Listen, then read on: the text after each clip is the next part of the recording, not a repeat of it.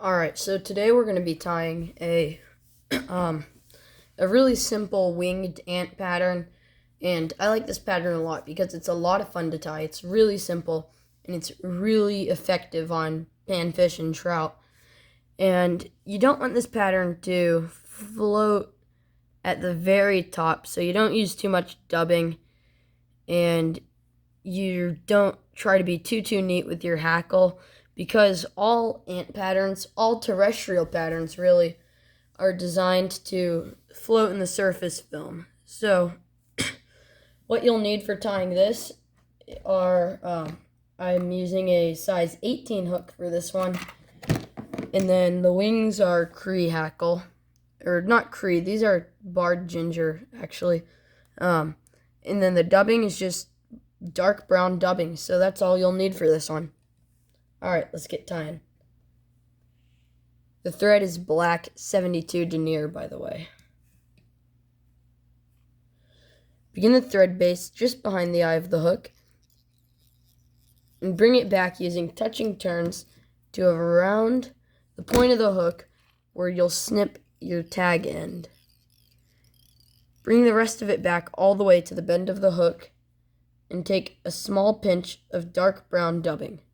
You want a very small pinch that you can wind very tightly with this one, because you want just a really tight spherical ball of dubbing on both ends of this one.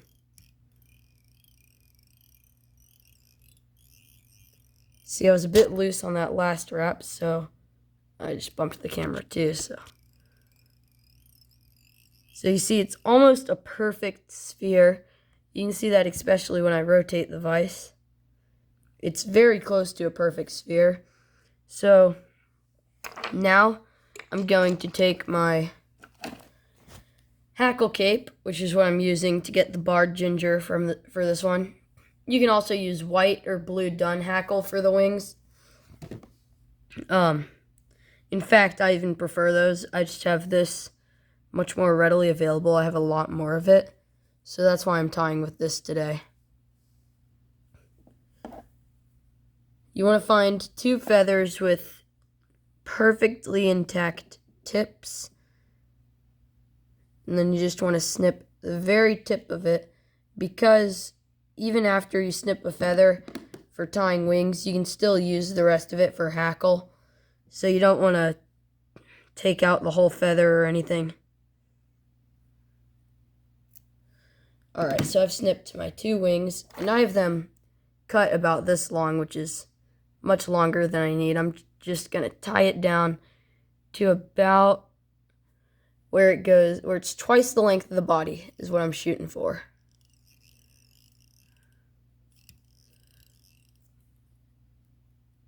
I bring it down, and this is about the proportion I see on most winged ants that I find in the forest and at ponds and stuff.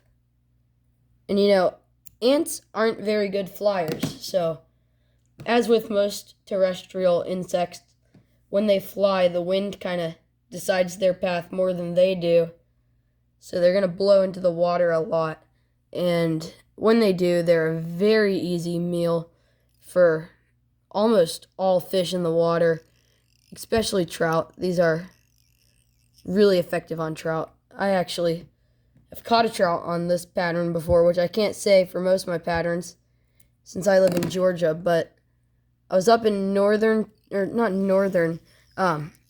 way eastern Tennessee, and I was just trout fishing this tiny mountain stream out in the middle of nowhere, and I was floating this, and out of nowhere I just saw like a probably 6-inch baby trout hammer it, and it was a small fish, but it didn't really put up a fight, but it was still just such an amazing catch. It was a really beautiful fish, and I don't usually catch those, so that was quite the experience for me.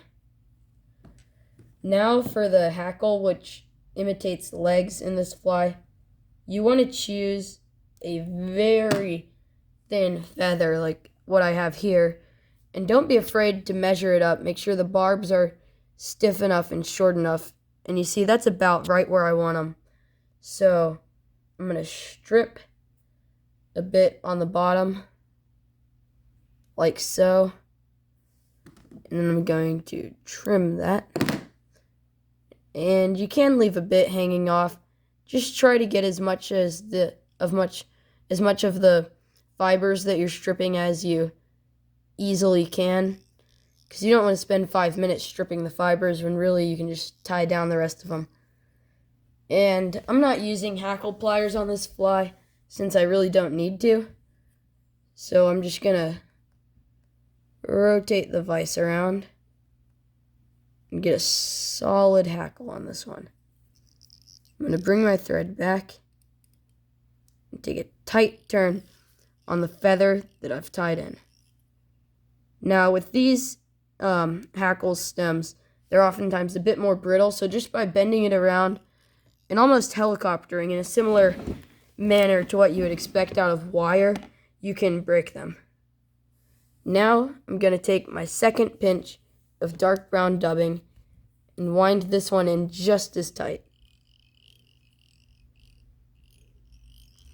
I want to build that same shape, however I want to bring it to just behind the eye of the hook where I'll build my head.